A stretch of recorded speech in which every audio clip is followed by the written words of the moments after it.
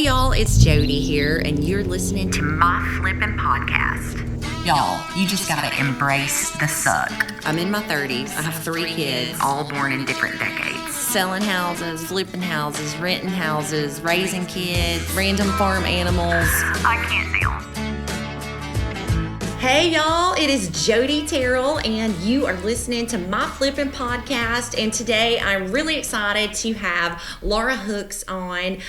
Laura is the founder, CEO, president of Buckets and Bales Cleaning Service. Yes. Which I was really just so, because I thought when I first started working with you, so Laura has helped us for the past year or two doing commercial work for us, as far as like when we have apartment turnovers, if we're doing renovations and we need our construction cleanup, she's got crews that she can send in for that. And then you just do your standard residential home services, and I'm also a customer there.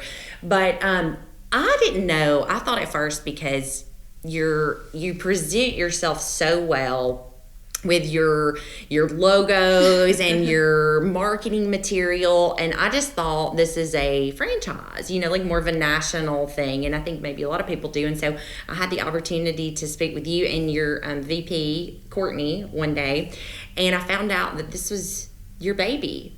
Yes. And it was something that you started, and I saw the passion that you had for your business and for giving opportunities to other women. Yes. To work.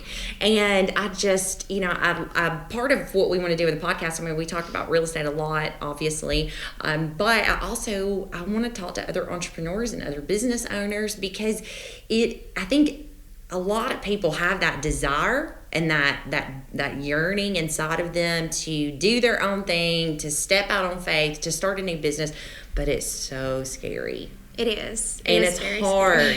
It's hard work, and there are no guarantees, So let's just kind of start from the beginning and tell me, how did you end up here? Well, I started the business in 2014 to put my husband through nursing school. Yes. He was working at Goodyear, and he was a medic there. They had put him through medic school, and he absolutely loved medicine after going through school, and he was miserable building tires after that. And so I was a very supportive wife, and I told him, you can do anything you put your mind to. It'll be great. You'll be successful at whatever. And he took me up on my offer, and I was a stay-at-home mom. And so we decided to try this because I would have more flexible hours. And I consider myself type A, but also type B. I was never very social. I was very happy to be at home alone with my children, or to go take them on play dates and not meet such a high volume of new people every single day. But now it's actually my favorite part of the job. We're 7 years later down the road, and my husband has graduated with his bachelor's, but he also got his master's. He's a nurse practitioner, and he has 2 semesters left until he has his doctorate. So I didn't know that he was going that far. I Yes. knew he had gone for the NP, but I did not Yes. know. Oh, that is, well, congratulations. Thank you. Thank you so much. It has been quite a trial, I guess, of our faith for both of us, and it was such a flip for us, because at first he couldn't work and go to nursing school, and so he was the breadwinner before, and now he's asking me for gas money. Yeah. And so it was very different for both of us, because I had the more traditional role, and all of a sudden I was the breadwinner. And so there was an adjusting period. And it was a strain on our marriage at first, but now I know that we are so much stronger because of it, because we've been through so much together. Yeah. And it's all working out now. The business was supposed to be just to put him through school. It was just supposed to be me cleaning 5 days a week to pay our bills. And let me stop right there. So what made you decide? So when you have that conversation and you guys are together as a couple, say, okay, you're going to go back to school. and you're going to work. So what made you decide? I mean, did you have any background in this industry? In cleaning? Yeah. Well, I have a degree in finance, and so I used to work at a local bank, and then also then a financial firm later on. I knew I didn't really want to go back to that. I love working with numbers.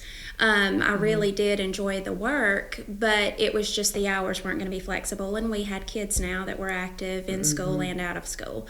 And so we needed something a little bit different. So you just said, I'm going to start a cleaning business. My husband actually had a skydiving accident about 10 years ago. And since it wasn't at work, he was out of work unpaid for a couple of months because he ended up having to have back surgery.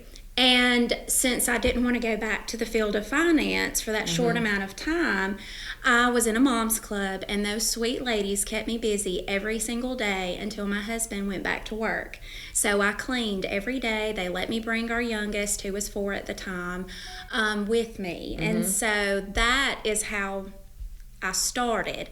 So you kind of knew I can Yes. go back to this. Yes. After he went back to work, I kept 2 houses, and I cleaned those 2 houses until he approached me about, maybe doing it all the time so that he could go to school. Yeah. And so 6 months before he was supposed to take his leave, that's when I really started trying to build the business up. And I joined my local chapter. Someone called me and said that it's called BNI, Business Network International. Yeah. And I've been a member of that for this year, will be 7 years.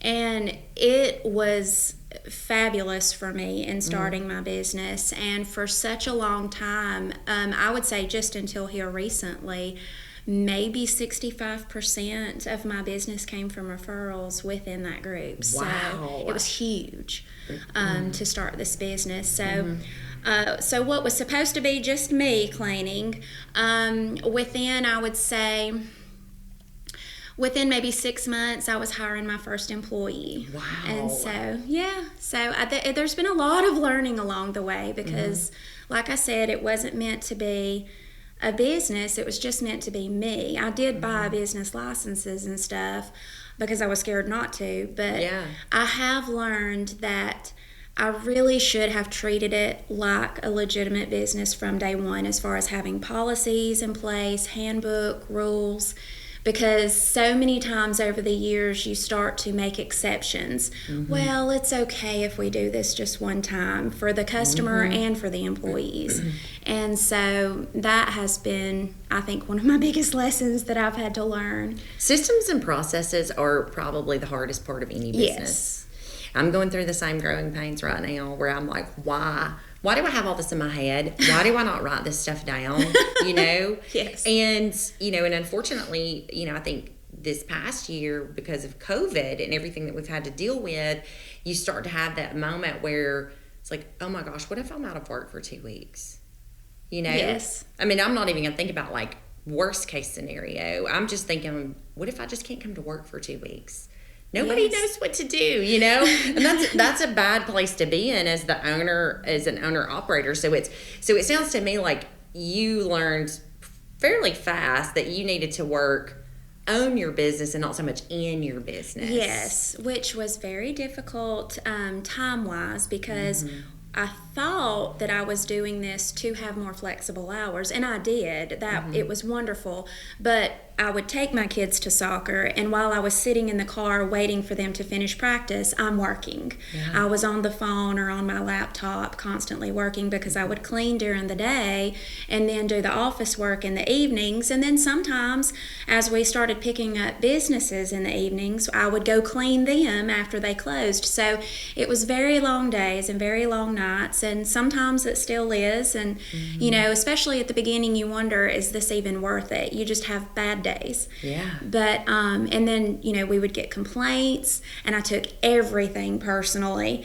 And at just some point, it just kind of clicked that this is a business, and yes, it is my baby, but I'm going to have to learn to separate myself so that my family doesn't suffer. Yeah, absolutely. Because they don't need to know if I had a really bad day at work, as far as me being grouchy with them. So, And that's probably the hardest part for me, is to take that hat off and put the mom hat on, and to still have, the energy and the enthusiasm, because you come out into the corporate world or the real world, and you try to be happy, and don't ever let anybody see that you're dying on the inside, or that you're super stressed, and then you come home and you just let your kids see it, and you let your spouse see it, and that's has been a real struggle for me to to recognize when I do those things, and to snap myself out of it.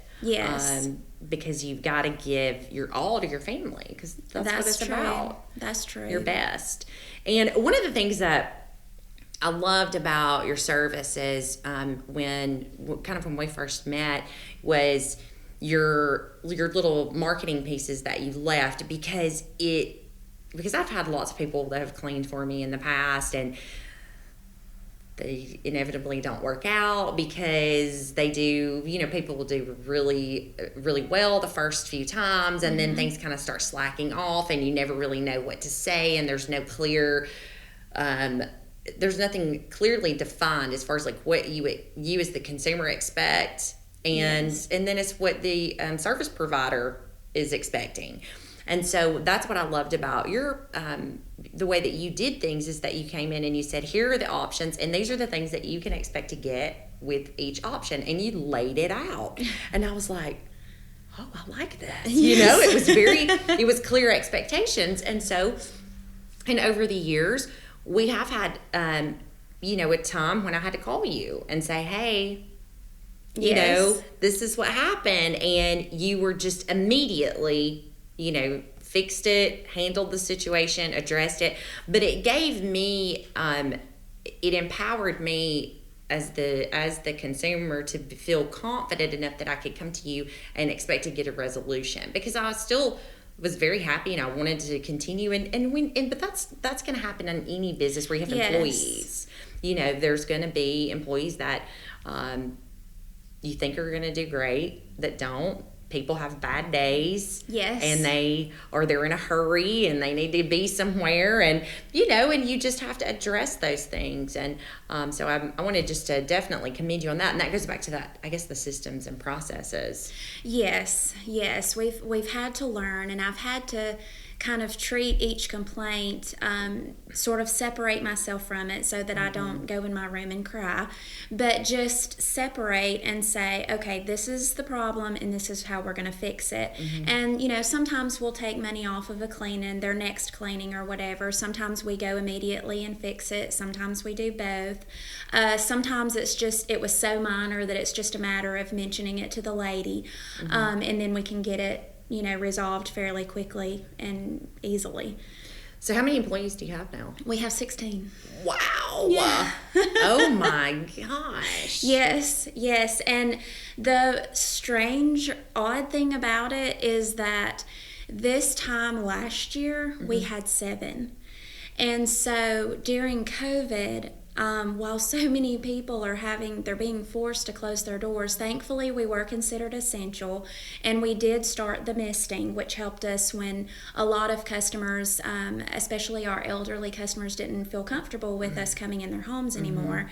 And so we lost some, but we picked up this misting, and really, other than that, we've experienced so much growth over the past year, and I'm so thankful for it, because I know that it could have very easily gone south. But and I think, what is your motto? It says everyone deserves a clean house. Is that what it says? Or it's cleaning at its finest. Cleaning at its finest. Yes. Oh, because we're Bells. That's right. That's Yes. right.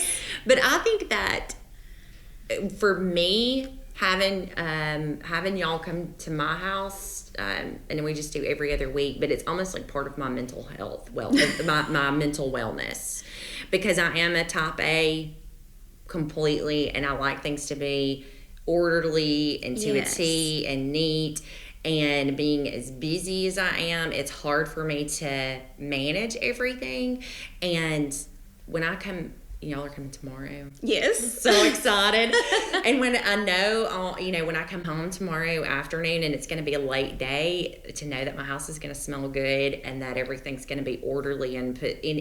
And also too, if you're on a consistent schedule, then nothing gets too bad. Yes. So where you get overwhelmed. That's exactly right, because we're able to maintain it so we can keep the soap scum from popping back up, or we can take care of the mold issue when it's this little instead of it's in, the whole floor of the shower or whatever. Right. So there's all kinds of things that we can do just to maintain it. Yeah, So. I know. And so I think people say, I don't know, I'm thinking about, hiring somebody to help me with my house. I'm always like, do it. Yes. It's the best money you'll ever spend. Do it. You deserve it. Yes, So, I had someone tell me one time that she's a customer and she's actually a friend, and she has been paying for house cleaning for years. She works full time. She's got 3 kids. She's busy, and she said that for her, she's gotten used to it. She never misses the money. She said, I would much rather have my house completely cleaned every 2 weeks than take my family out to eat one time. Oh, absolutely. So it really is. It's wonderful. In fact, I can't wait. I'm actually going to put my house on the schedule. We're building right now, so as soon as it's finished, I'm going to be on the schedule because I need some help myself. Yes, you do, and you deserve it. So you've been in business now for 7 years. Yes. And I know we were talking before we got started a little bit about some exciting expansion for Buckets and Bells. Yes. So Courtney, who's your VP, she is wonderful. I love her. And she has sort of taken the reins and has expanded into other markets. So let's kind of go into that and first of all, let's start with where. Okay, well, the original plan was to move into Calhoun County. We got an office in Oxford, and that has grown, and it has helped us out tremendously. But she said, why stop with Calhoun County? And so now we're also in St. Clair and Cherokee as well. And so we've got businesses that we'll do in the evenings, and then we've got houses that we do during the day. She is driving all over the place. And so we're almost to the point where I feel financially we'll be justified to get a company car. That's just, I don't know, for me, that's just the ultimate next step. Yes. So. Put your logo on the side. Yes. Oh, yes, get it wrapped. That's right. I'm be looking for that for the Buckets and Bells mobile. Yes. That's going to be awesome. So with this new expansion, what is your role going to be moving forward? Are you going to be kind of stepping back and letting your managers sort of do everything? Have you thought about what that looks like? I took most of the month of December off. I was there if anybody needed me, but Courtney handled pretty much everything. And that was the original plan, was for me to just kind of take a step back and her to run things. But when I took that time off, I just really realized how much I missed it, because now my kids are older and they're all in school all day. So, what am I going to do? And it's fun to watch it grow. I like to, it's fun to see your plant, that your little sprout grow, or your kids grow. Yes. Your pumpkins. Yeah. And it's the same thing with the business. I like to be a part of its growth, and I like to know what's going on with my customers. And I thought at first that it was just because I'm a control freak and I feel like I need to be, I need to know everything about it. And I have realized that I don't need to know that, but I do like to keep up with my customers. I do miss them, and I like being able to just talk to them and stuff, pick up the phone and just ask how they're doing and things like that. And that was something that I didn't get to do last month. So So with the expansion, you talked about that Courtney's driving everywhere. So how are you guys moving into other areas, and are you doing any specific marketing? Are you still working on referral, or? It is referral. A lot of it is Facebook, and it does take several months when we enter a market to kind of get our name out there. The first thing, of course, is we buy a business license. I'm just terrified to clean in a city that or county that we don't have a license. But anyway, we just kind of. It just kind of takes off. It's at first it's slow to go, and then you get one customer, and then you get two, and then you get 10, and that's how it works. That's how it was for us when we first started in Etowah County. So, and then as far as the you're growing your customer base, how are you finding employees? Well, at first, I would not hire off the street. It was a friend, or at the most, a friend of a friend. And of course, I ran out of friends. And so I told you I was content before just staying at home with the kids. So I didn't have that many. So now what we do is we'll run Facebook ads, or my daughter actually told me about snagajob.com. So that's new to me. I listed on there, yes, and we've gotten several hits from that. And so now we have to go through the more traditional ways of when someone hires. Of course, we're licensed and bonded and insured in case anything happens, but we also have to run a background check. And then one thing is, it is a small community, so even if I don't know them, I probably know someone who does. And so then you start asking around town, well, do you know so-and-so? And then, usually you can find out as far as what type of person that they are. Right. And it's usually several weeks before we let them loose to clean on their own anyway. Yeah, so because I know I've had, the lady who was my regular, she's out on maternity leave. Yes. So then we had, somebody new that came in, and you had one of the managers. So we all had 2 people there for a while, just she was there sort of shadowing, and then had a manager there that was overseeing everything. And then I figured probably she'll be on her own this week. Yes, she'll be on her own, but I'll be there as she's finishing up to just check and make sure that she remembered to do everything. Yeah. So. But it makes you feel really good, again, as a consumer, because, you're letting someone in your home, and there's, yes, stuff and valuables, and and you think, is this person trustworthy? Yes. And I think that's always kind of the scary part when you hire someone that's not, that's maybe just cleaning on the side, or that doesn't have that established business, and like you said, the insurance and the license, and so it makes you feel a lot more secure to just let somebody loose, in your home. Yes. Well, there's not just that, as far as scared that they'll break something and hide it or take something from you, but then also, this is your personal space, and this person is in it. And so it's very important that they don't go around town saying, hey, you'll never believe what they have in their house or whatever. There's that to think about as well. Yes. So we have a strict policy. We do not clean and tail. No clean and tail. I love that. That is brilliant. Yes, and we're strict on that. So yeah, I worked in a daycare when I was probably like 18, I guess. I thought I wanted to be a teacher, so my mom, in her infinite wisdom, said, I think maybe you should go work at a daycare and find out if you really like kids. And I found out that I didn't really. I was not cut out for it, not at all.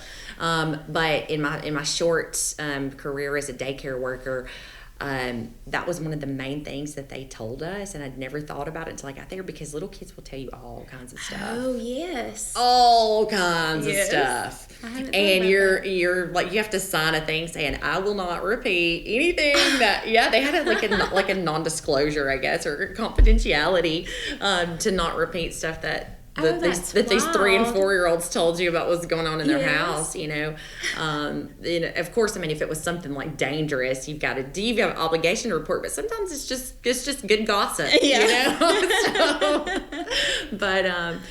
so no cleaning and telling. I love that policy. Yes. And so your husband is fixing to have his doctorate, and you have grown this incredible business over the past 7 years, and then decided that you still want to work? I mean, I don't guess you have to anymore. Really, that need has been met, and well, yes, but I mean, I got a special work permit from the Board of Education when I was 14, and even when I was at home for 8 years with my kids, I treated it like a job. I still have the schedule written down that we followed every single day. And so I mean, I've always been like that. I need something to do, and this is I have grown to love it. That is incredible. So if someone is looking for advice, okay, if they're thinking about starting a new business, maybe it's just that they want to, or where you kind of had to. I mean, you were sort of at that position where, you know, y'all knew that you didn't want to stay on the course that you were on. You wanted to make a drastic change in your life for the better, and you had to do it. So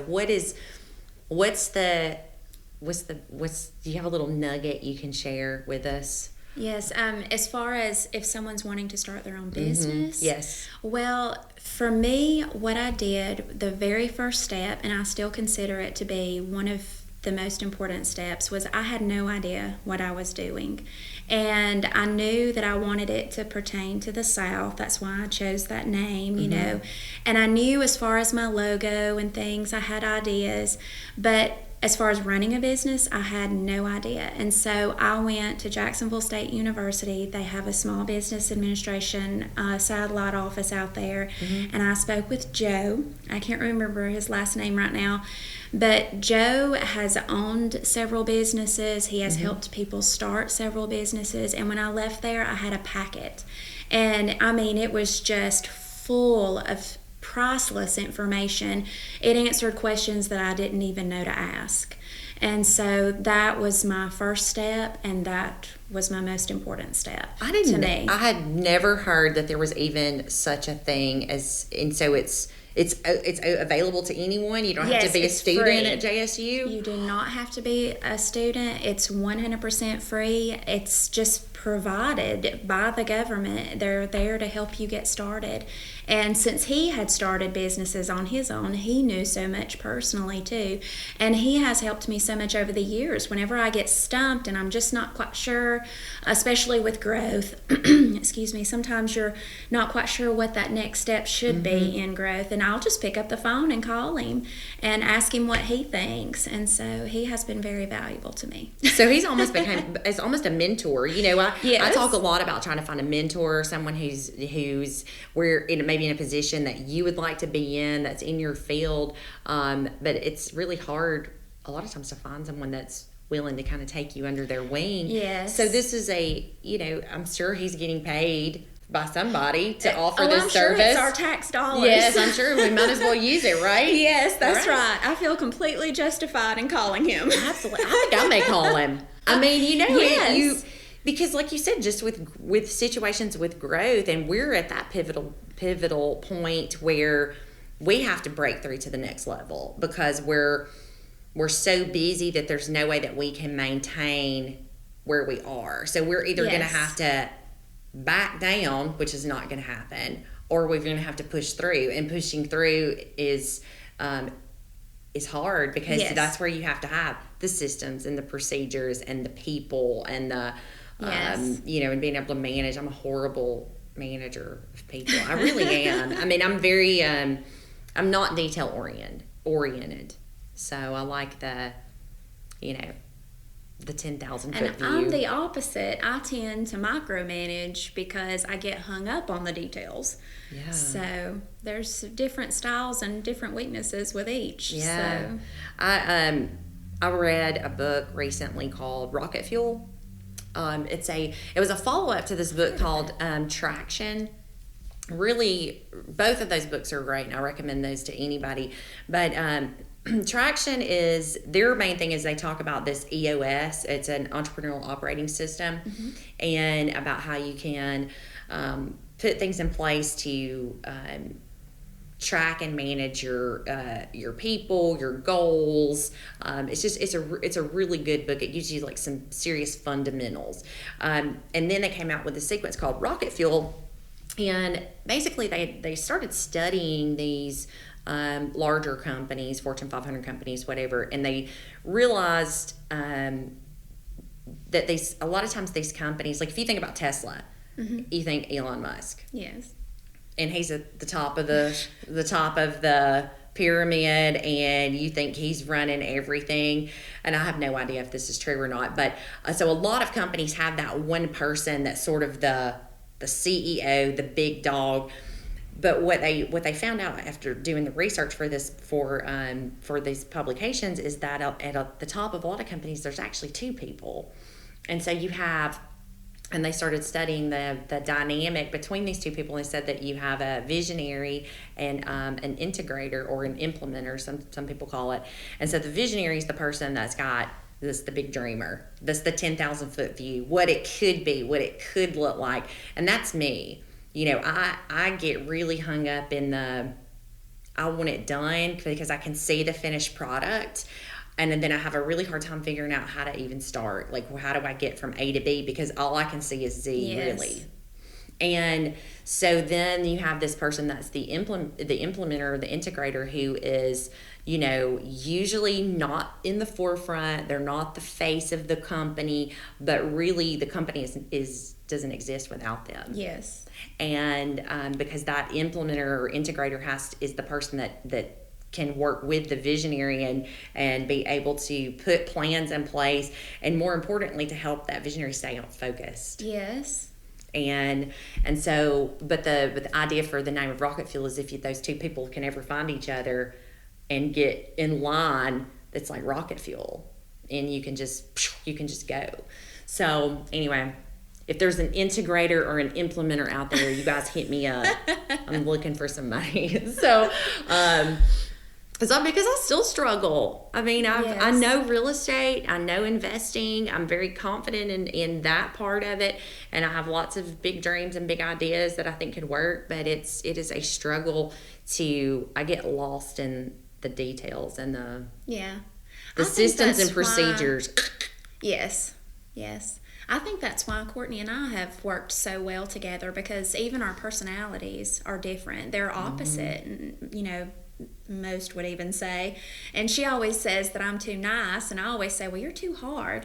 But together we make a good mix. Yes. And because I know when I can kind of help her, okay, let's be a little bit softer, and she can tell me, okay, you're gonna have to lay the law down a little bit better. So we help each other out as far as managing goes. And then she is the one, though, that kind of took the dream and exploded it, because it was my original intent was to just put my husband through nursing school.